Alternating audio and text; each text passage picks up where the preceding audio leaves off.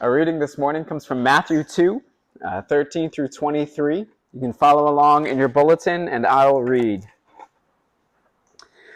When they had gone, that is, the wise men, when the wise men had gone, an angel of the Lord appeared to Joseph in a dream.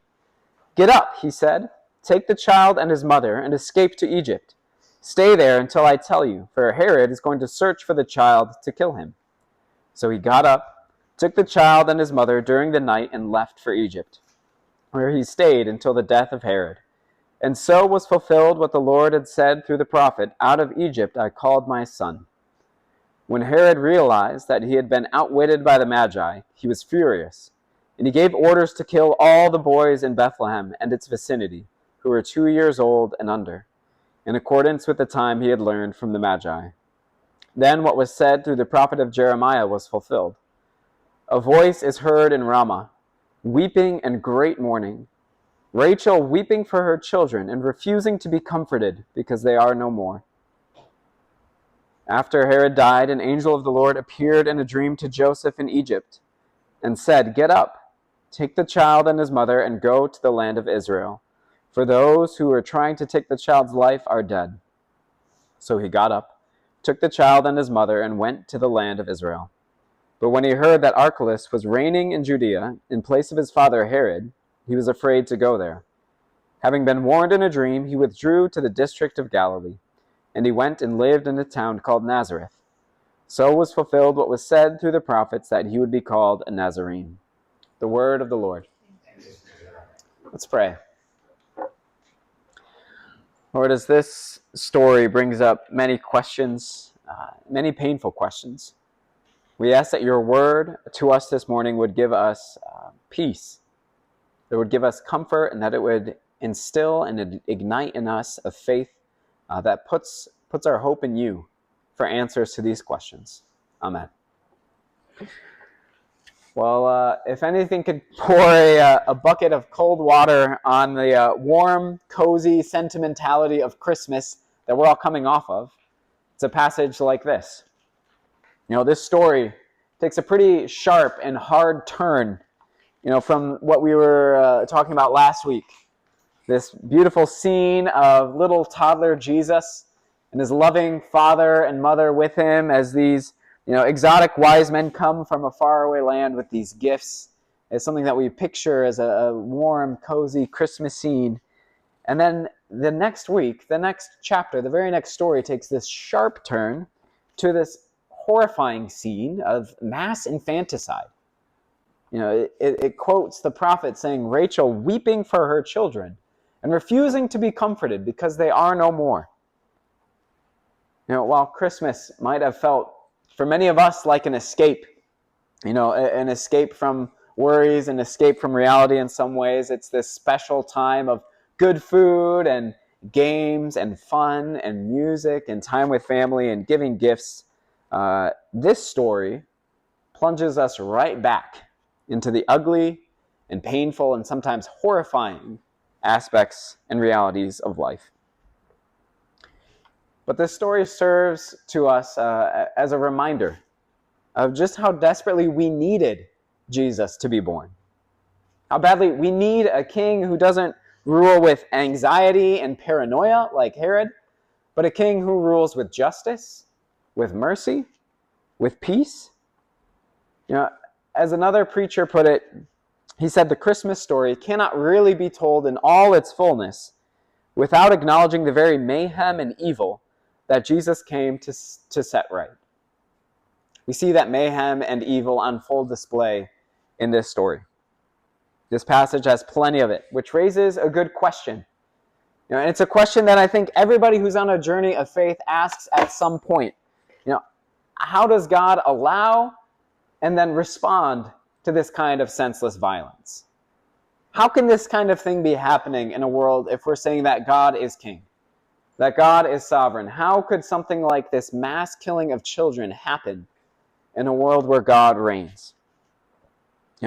That's a question that this passage raises, but it's a question that I think every single one of us has asked at some point, or maybe a question that we're even wrestling with very actively now at this point in our life. It's a deeply profound and personal question, And there's many ways to kind of answer it or to address it.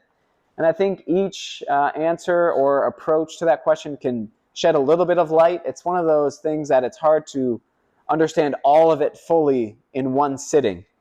And so one way that I want us to look at it this morning is to ask the question of how can these horrible things happen in the world? I want us to kind of look at it by thinking of God sort of like a master chess player. I don't know about your family, but when my family would get together for Christmas, we would break out a lot of board games.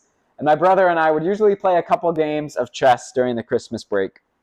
And one of the signs of a good chess player is the ability to see the entire board and to be able to think and picture, far into the future.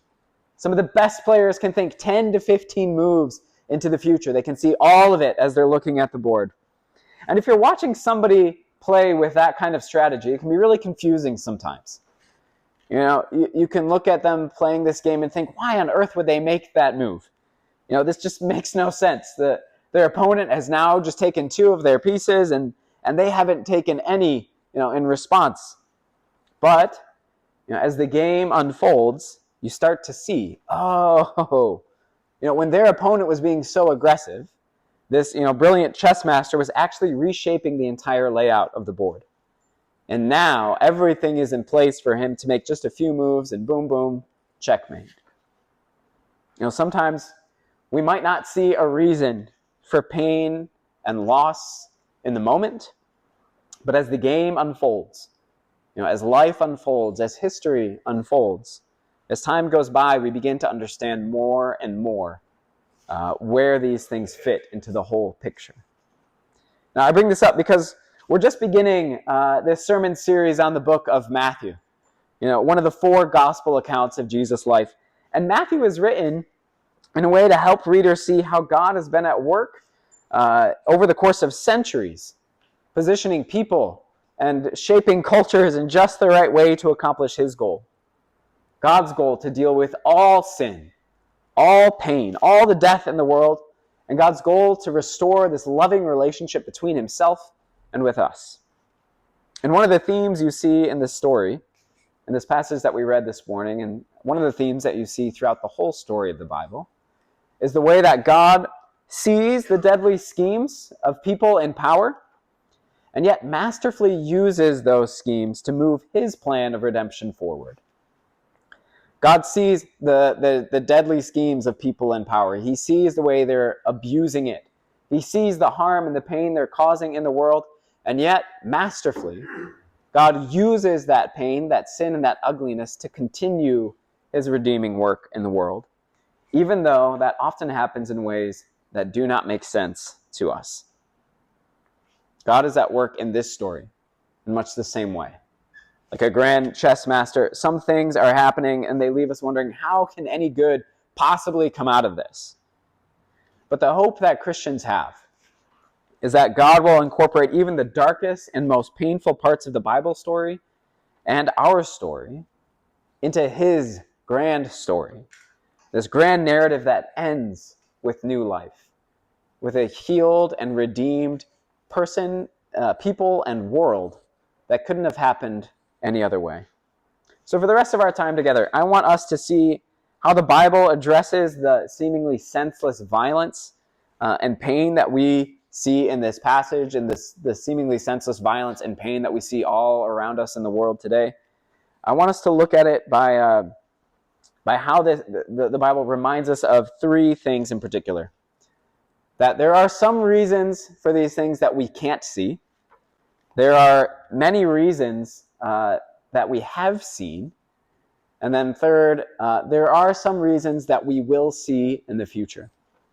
So I want us to look at what we can't see, what we have seen, and then third, what we will see. And that third section is actually only going to be about 45 seconds long. So I didn't maybe pace this sermon the best way. Maybe my preaching professor wouldn't give me a good grade for that, but it's what I want to share with us this morning. Now, first, starting off with what we cannot see. All season long during Advent and coming into Christmas, we've been singing songs talking about Jesus as Emmanuel, talking about that word that means God with us. We sang this morning, love came down at Christmas. God comes to be near. But when we reflect on this story, this story that's called either the massacre of the innocents or the murder of the innocents, we might ask, where are you, Lord? We're singing, God is with us. But then we see this happen and we say, how can you be with us if all of this is still going on?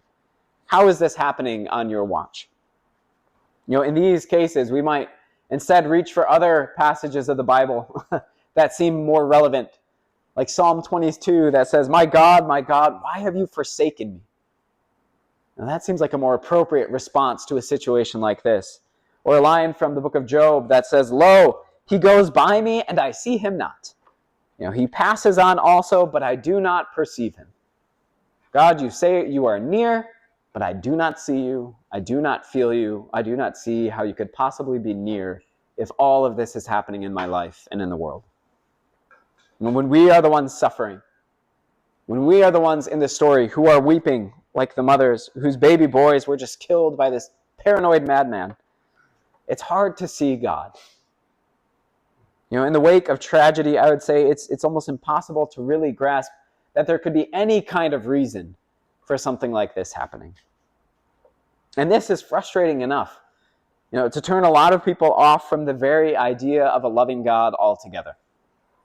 In the midst of suffering, it's easy to think that, if there really is a God, and this is happening in the world, either that God isn't powerful enough to have stopped something like this, or that God simply just doesn't care enough to stop something like this. It can lead people to say, either way, I would want nothing to do with a God who allows this kind of suffering to happen in my life or in the world. And at an emotional level, I understand that kind of reaction. It makes sense to feel that way. Horrible things happen in our lives. Horrible things happen in the lives of people around us that we care about, and we cannot see a reason why. But at another level, I do think this kind of thinking is missing something. My old philosophy professor, Alvin Planiga, gave this helpful illustration for these kinds of situations. He says that, if you're camping in the deep woods and you set up your tent for the night, and if you look in the tent for your big St. Bernard dog that you brought along camping with you, and you don't see the dog in the tent, it's reasonable to assume that your dog is not in the tent. However, if you're looking in your tent and you're checking for these little tiny insects called no-see-ums, these little tiny bugs that deliver this really painful bite, if you look in there and you don't see any, in that case, it would not be wise to assume that there aren't any of these little no-see-ums in your tent. After all, they're called no-see-ums. You can't see them. So if you look in and you're expecting to find it, it would not be a logical conclusion to say, they cannot be in here. Most of us assume that when tragic and painful things happen in our world and in our life, we would be able to see a reason. They should be as clear to us as a great big St. Bernard in a tent. We should see a reason for why this is happening. This might be what we want. We might want to see a reason. But why should that necessarily be the case? Why should we assume that we would be able to see it? Simply because we can't see a reason right now for why this horrible thing has happened doesn't mean that there isn't one. These reasons might be a lot more like no-see-ums, or like a chess master who seems to have lost a critical piece. You can't see a reason for why that would happen. But down the road, we start to see something different. And just because we don't see a reason in the moment doesn't mean that God doesn't have one. And we'll go deeper into that later on in this sermon. But for now, I just want to say many people never see a satisfying reason in their lifetime for the pain that they've experienced. But a major part of being a Christian means living with the faith and the hope that we will see how all of our pain is redeemed eventually. That how all of our pain and suffering that we've experienced and that we see will be redeemed, will be turned into something good, whether we see it now in this life or we have to wait until the resurrection to see how God was at work through tragedy. But for most of us now, And for the mothers in this story, a reason is just not something that they have. It's something that we cannot see. But Matthew invites us not only to acknowledge that there are things we cannot see, he invites us to look back at the things that we have seen, at the reasons we have seen, at the ways God has been at work, and why it still does make sense to put our faith and trust in him. You know, Matthew refers back to the Old Testament as much as the other three Gospels combined. He's constantly going back to the Hebrew Bible and showing how Jesus is the fulfillment of this story that's been going on for centuries. He's going back and giving his readers a reason to hope, you know, even in the midst of what feels like senseless violence. You know, the story of the Bible is filled with lots of people who have found themselves in painful and impossible situations. And even though nobody understood what was happening at the time, we end up seeing how God was at work, like this master chess player, moving pieces across the board in exactly the right way. Now, one of the, I think, best examples of this is the Old Testament story of Joseph. You know, a story which follows actually a very similar path to Jesus and Joseph and Mary in the story we read this morning. A journey that begins in Israel, goes down to Egypt, and then ends with a return. Now, when Matthew quotes the Old Testament prophet Hosea in our passage, saying, "Out of Egypt I called my son," in some ways, Matthew's positioning Jesus for us to see him as the broader and the grander retelling of the Joseph story from the book of Genesis. If you're not familiar with this story, it's a really good one. Joseph's story begins with a lot of promise and optimism, but it quickly turns dark. You know, he was the favorite son of his father, which also meant he was the most resented brother amongst his 12 brothers that he had. And then stoking their jealousy even more, he would tell his brothers about the dreams that God had been giving him. These dreams of how his brothers one day would all gather around him and bow down to him. Now, if you've got brothers who are jealous and resentful of you, this is not something that is going to make them feel any better.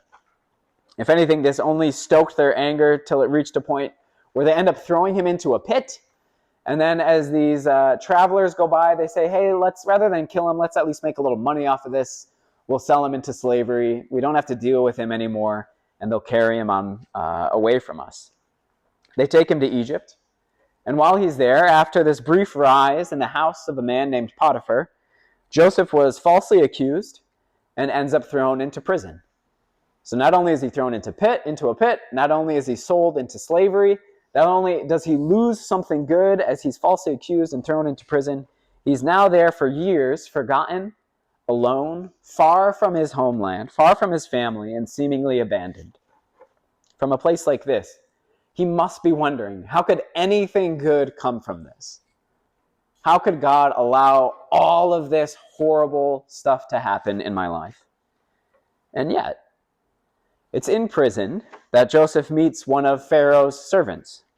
And through this chain of events, he ends up rising to become Pharaoh's right-hand man. And God used Joseph and these other dreams that he had been having to prepare Egypt for a famine that was coming.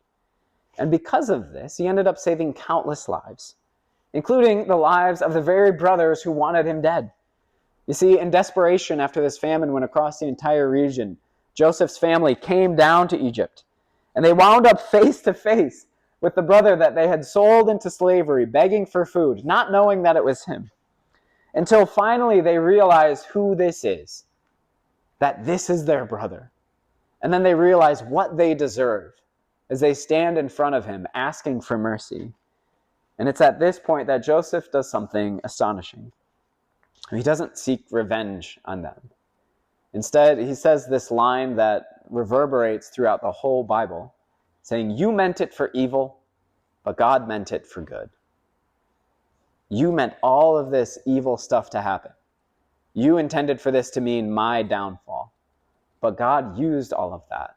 He meant for it to be the way in which he ends up saving tens of thousands of people by having me wind up in this place to preserve food and to create this feast in a time of famine.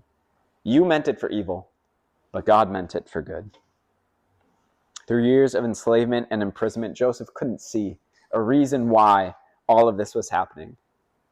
But on the other side, after thousands of lives had been saved, after he had been brought face to face with his family again, they could be reconciled and reunited, Joseph was beginning to see how God was with him and how God was at work through every step of his journey.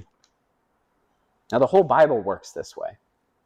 If you start at the very beginning, you can actually read this through line all the way across the entire Bible of how God was at work. All the way from the garden, from Adam and Eve being removed from the Garden of Eden, you can see already this pattern developing of God working towards redemption, towards this plan to win humanity back to himself. You can see it through the way that God calls Abraham to leave his home. You can see it in the way God works through Moses and the 10 Commandments and the people of Israel. You can see it in the way that God is at work in people like King David and King Solomon. It's this centuries-long story of things that seem to make no sense. Pain and people doing things that they intend for evil. And yet God somehow turning them and repositioning them to work for his good. That's the whole history of the Bible that we see happening there. It's leading to something. It's leading to someone. Someone who will give actually more than just a reason for, here's an explanation for why all these bad things have happened, but somebody who actually gives a solution. A solution that can undo all of the bad things that have happened, all of the tragedies that we've experienced, all of the pain that we've felt in this seemingly senseless and cruel world. We see that story continue to move forward in the passage we read this morning. We see how God uses Herod's violent outburst as a way of moving Jesus' story forwards, down to Egypt, back up to Israel, and eventually towards the cross and towards the resurrection, towards the new life that he promises. Because you see, by going down through Egypt and then coming back up to Nazareth, Jesus is stepping into the story of God's people and rewriting it.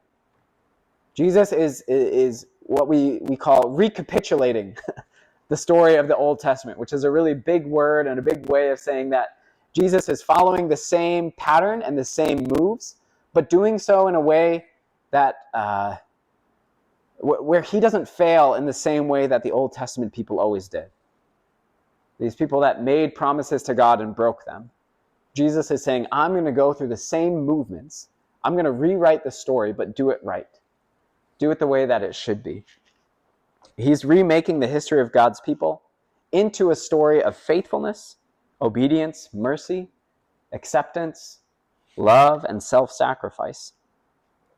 And Jesus' story, if you follow it all the way through, it's a story that involves unimaginable suffering and rejection at the cross.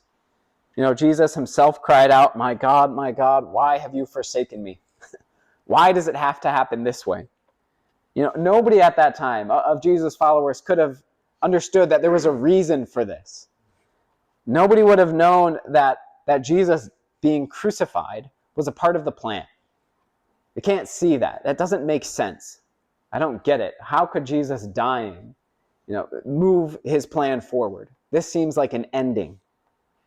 Nobody would have guessed that by dying on the cross, what Jesus was actually doing is making victory possible. This is the part, I think, of the beauty of the game of chess.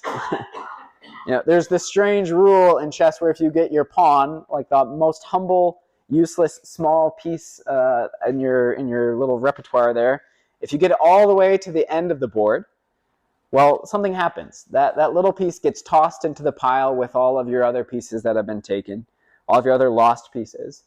And in doing so, it ends up reclaiming a lost piece. Now that piece gets to return.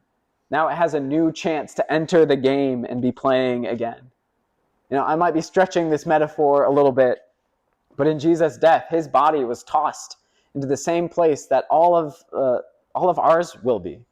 It gets tossed into the grave. It gets tossed into death. And yet, in Jesus' resurrection, we see that he's made a way for everybody who's in him to come back, to be brought back into life. He was tossed into this discard pile, but in doing so, he's made a way for every single person who's experienced suffering, pain, and death to have new life on the other side.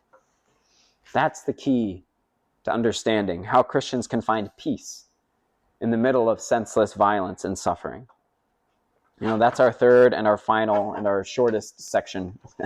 That is probably about 60 seconds long. That's what we will see. We've looked at what we can't see right now, and that's a satisfying reason. What we have seen is how God has worked through these confusing and seemingly hopeless places and used it to save more and more lives, to make new life possible where we didn't think it could be. And now we look at what we will see. Even though we might not fully understand the reasons now, we believe in a God who has gone through the tragedy of the cross and turned something that ugly and that painful into the resurrection, into something full of hope and new life. And we believe that someday, maybe not on this side of the resurrection, Christians believe God will turn our greatest pains, our greatest tragedies, into something new too. We see that God did that for Joseph in Egypt. God did that for Jesus on the cross. We believe God will do it for the families of the innocent children who were murdered in the story we read this morning. And I believe God can do that in your life and in mine. Let's pray. God, we thank you for giving us hope as we look squarely at the senseless violence and pain in stories like this. It's not hard for us to look around and think of our own experiences of loss, of death, of pain, of suffering, things that we don't understand, where we come to you and we ask, why? This makes no sense to me. Can you give a reason? And we know that we might not get a reason right now. But when we look at the story of your son, who from the moment he was born was under threat, and the way that you used all of that evil happening around him towards a story that ends with new life, God, I ask that you would give us the faith and hope to put our trust in you, that you can continue doing that in the dark places of the world and the painful places in our lives, that we can trust that because we have seen Jesus crucified and raised to life, we can have hope, even when we don't understand the reasons for why we are being brought through these dark and painful places. Give us that hope as we keep our eyes on you, our risen Savior. Amen.